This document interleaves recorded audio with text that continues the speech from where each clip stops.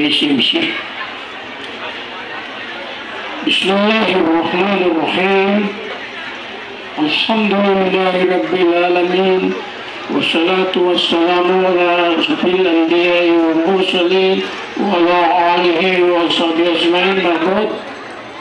السلام عليكم ورحمة الله تعالى وبركاته. Alaikum salam.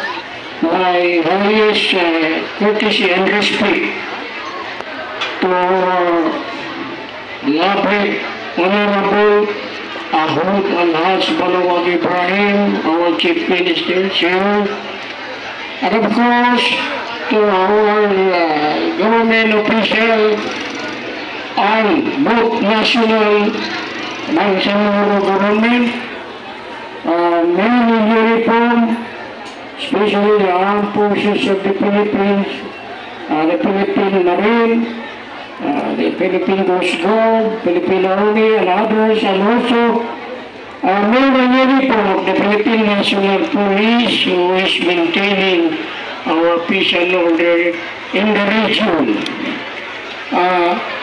What is important today, kasama ng lahat, pinalaki namin kayo, mahalaga kayo sa amin kasi kahit paano our respect and courtesy to each and every one of you. Today, we witness the magnificent Ginakit Fluvial Parade, a centerpiece of this vibrant celebration. These beautiful adorned boats are more than just vessels. They are time machines transporting back to the journey of Sharif Kabungsawan, the revered scholar who brought Islam into this land.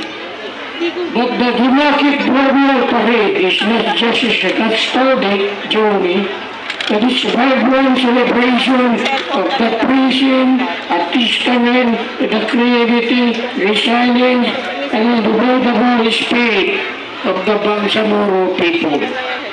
Let us be inspired by Sharif Kabungsawan's legacy, not just the spirit, but the teaching of tolerance, peaceful existing, and a prosperous future of all.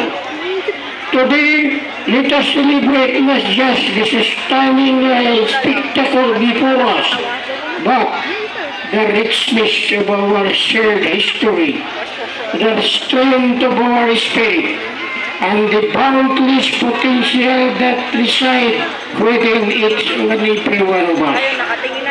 May this Ginakit Fluvial Parade be a beacon of hope, guiding us towards a future with the Bangsamoro shine brighter than ever.